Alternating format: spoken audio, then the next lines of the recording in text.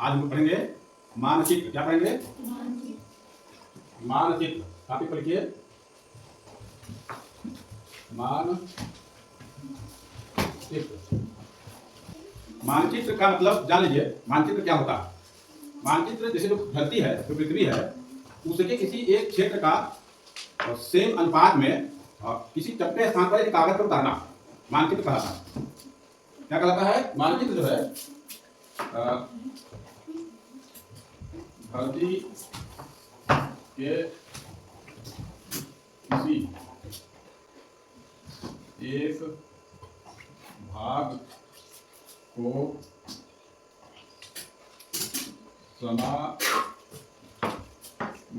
में कागज पर उतारना मानचित्र कहलाता है। किसी धरती के किसी एक भाग को, जैसे हम ग्लोब बनाते हैं तो ग्लोब भी धरती का प्रतिरूप है, उसको जब हम कागज पर उतारते हैं तो वो मानचित्र बोला जाता है। मानचित्र के प्रकार भी कई ना, जैसे यहाँ जो मुख्य प्रकार मैं आपको बता रहा हूँ, नंबर है भौतिक मानचित्र। भौतिक मानचित्र। भौतिक मानचित्र क्या है?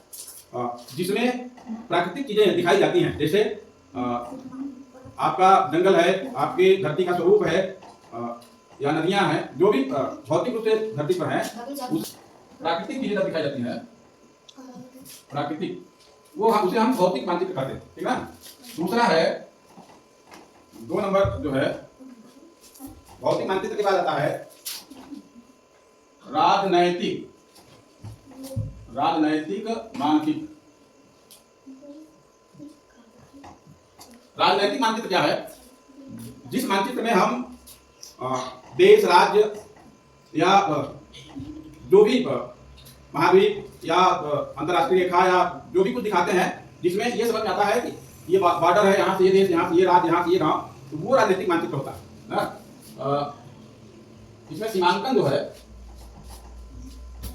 कन्फर्म रहता है, वो राजनीतिक मानचित्र कहलाता है।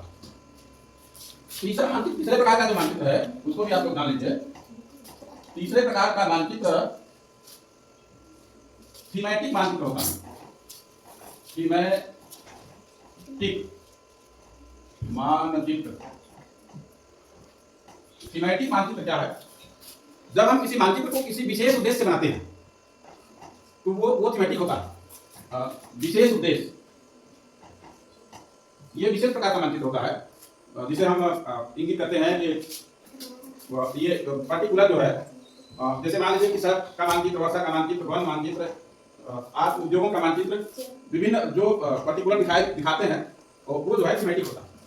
और मानचित्र का एक प्रकार और है, मानचित्र का चौथा प्रकार जो है वो है भू राजस्व मानचित्र। भू राजस्व मानचित्र नक्शा।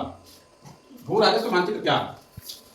आप तो देखते होंगे जमीन वगैरह जो लेखपाल को नापते हैं, वो जो है भू राजस्व मानचित्र कहलाता है। वो आपके घर का, आपके खेतों का, आपके गांव का सीमांकन उसमें दिखाया जाता है।